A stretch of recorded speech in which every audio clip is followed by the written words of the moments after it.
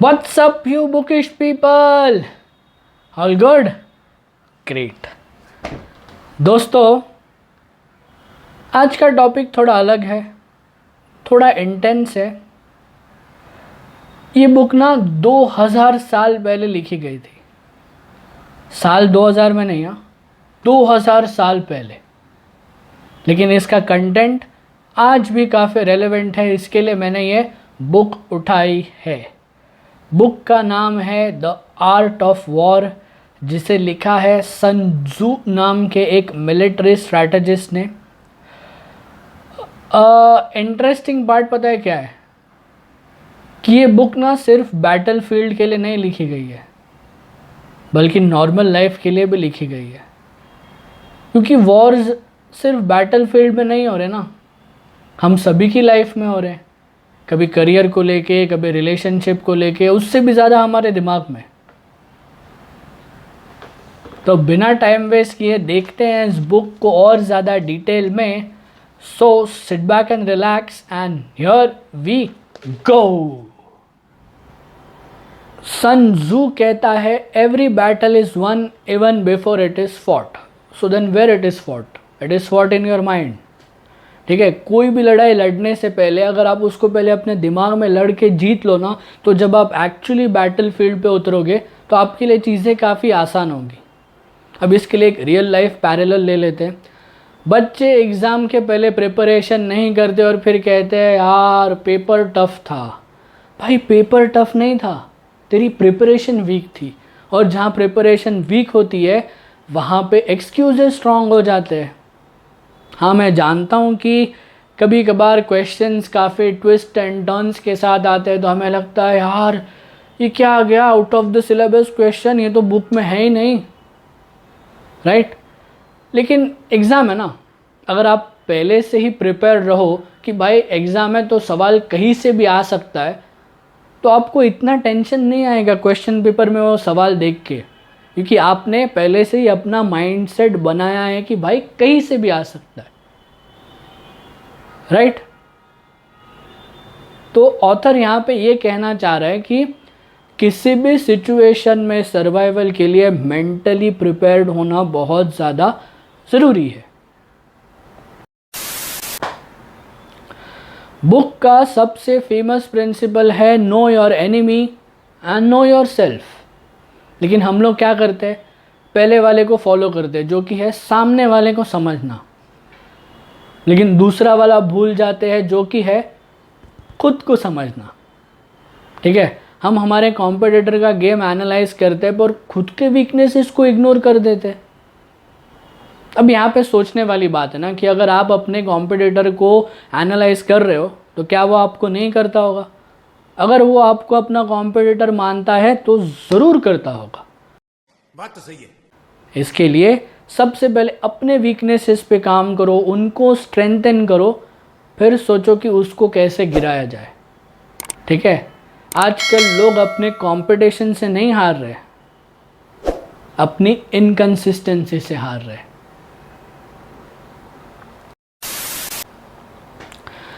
The greatest victory is that which requires no battle.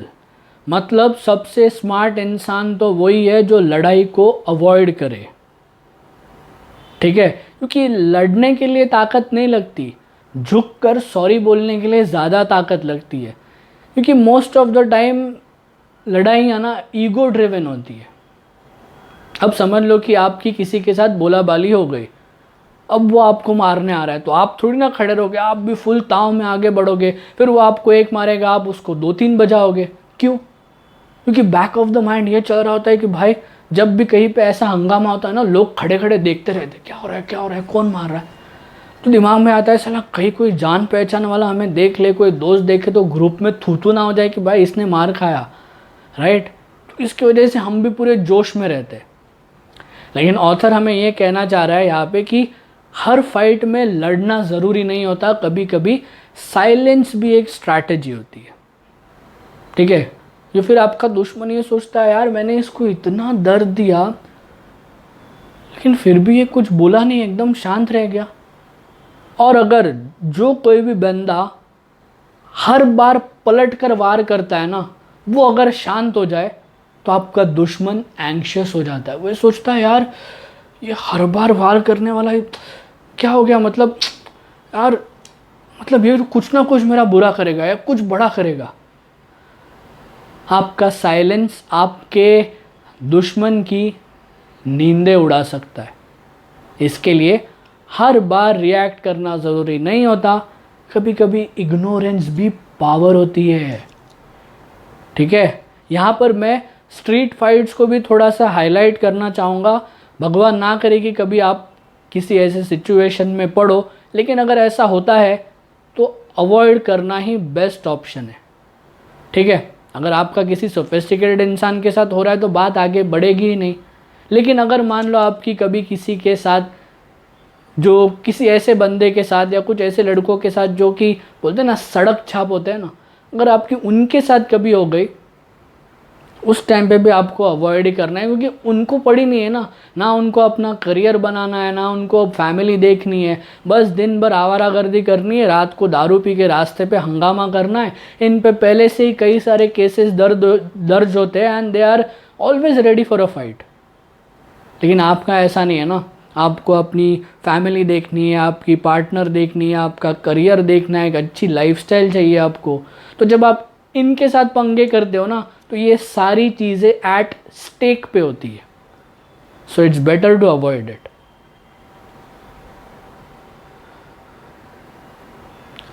Wars में हर बार powerful होना ज़रूरी नहीं होता, बल्कि स्मार्ट होना बहुत ज़्यादा ज़रूरी होता है।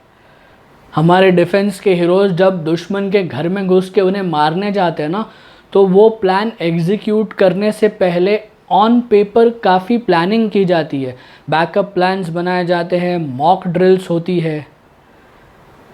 एक वीक आर्मी भी जीत सकती है अगर उसकी स्ट्रैटेजी स्ट्रांग हो तो। और इसीलिए कोई भी इंसान चाहे कितना ही टैलेंटेड और हार्ड वर्किंग क्यों ना हो, अगर उसे सही डायरेक्शन ना मिले तो वो भटकता ही है। इसके लिए कोई गाइडेंस ज़रूरी है, प्रॉपर चैनल से जाना ज़रूरी है। ठीक है, सन त्सू कहते हैं अगर आप अपने लाइफ के डिसीजंस ईगो और एंगर के चलते लेते हो तो आपकी हार कंफर्म है। कैसे? Can you explain? डैड ये एक्सप्लेन बहुत अच्छा करते हैं, अभी डेमो देंगे। और ये आज के टाइम का ना सबसे बड़ा इशू है, लोग लॉजिकली डिसीजन नहीं ले रहे, इमोशनली डिसीजन ले रहे। ब्रेकअप के बाद रिलेशनशिप में इम्पल्सिव डिसीजंस लेना, गुस्से में रिप्लाई करना, ईगो के चलते अपॉर्चुनिटीज़ को लात मारना। अगर आपकी लाइफ का कंट्रोल आप इमोशंस के हाथ में दे रहे हो ना, तब तो आपकी लाइफ मुश्किल है। सन त्सू कहता है बी लाइक वाटर, मतलब ऐसे बनो कि हर सिचुएशन में आप अपने आप को अच्छे से चेंज कर सको। अब देखो, पानी का कोई शेप नहीं होता, लेकिन आप उसको किसी भी चीज़ में डालो वो उसका शेप ले लेता है। लेकिन आज के टाइम पे लोगों को चेंज पसंद नहीं है, जॉब चेंज नहीं करना, माइंडसेट चेंज नहीं करना, रिलेशनशिप में एडजस्ट नहीं होना, बस कंप्लेन करते रहना है। और लोग इतना चेंज से डरते क्यों है? क्योंकि change most of the time painful होता है, ट्रबलसम होता है, आपको आपके कंफर्ट जोन से बाहर ढकेलता है, इसके लिए। लेकिन जो कोई भी इंसान चेंज को फटाफट एक्सेप्ट करके आगे बढ़ता है ना, वो लाइफ में चलता जाता है, वो कभी रुकता नहीं है, क्योंकि नेचर का रूल ही है, change is the only constant.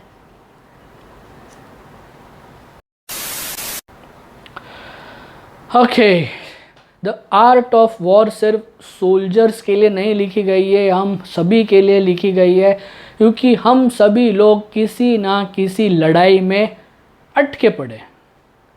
लेकिन यहाँ पर सोचने वाली बात या याद रखने वाली बात यह है कि हर फाइट में लड़ना ज़रूरी नहीं होता, लेकिन जिस भी फाइट में आपको लड़ना पड़े वहाँ पर जीतना ज़रूरी होता है। अगर आप अपनी लाइफ को सीरियसली लेना शुरू करो, अपनी स्ट्रैटेजीज पे काम करो, इमोशंस को कंट्रोल में रखो, तो आप सिर्फ सरवाइव नहीं करोगे बल्कि डोमिनेट भी करोगे। एट द एंड लाइफ कोई वॉर नहीं है, लेकिन अगर आप उसके लिए रेडी नहीं हो तो फिर वो वॉर जैसे ही लगेगी।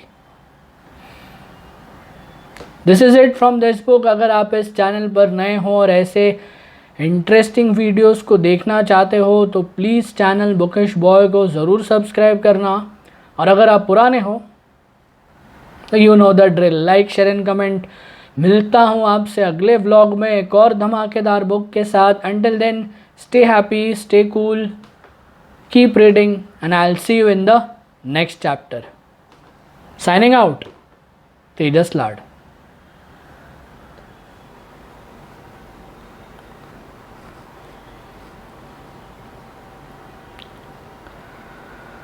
ठीक है, कोई भी लड़ाई लड़ने से पहले उसको अपने दिमाग में लड़ी जाती है, ताकि जब हम एक्चुअल में बैटल फील्ड में लड़ उतरो उसको क्या था एक्शन। ओके, सन त्जू कहता है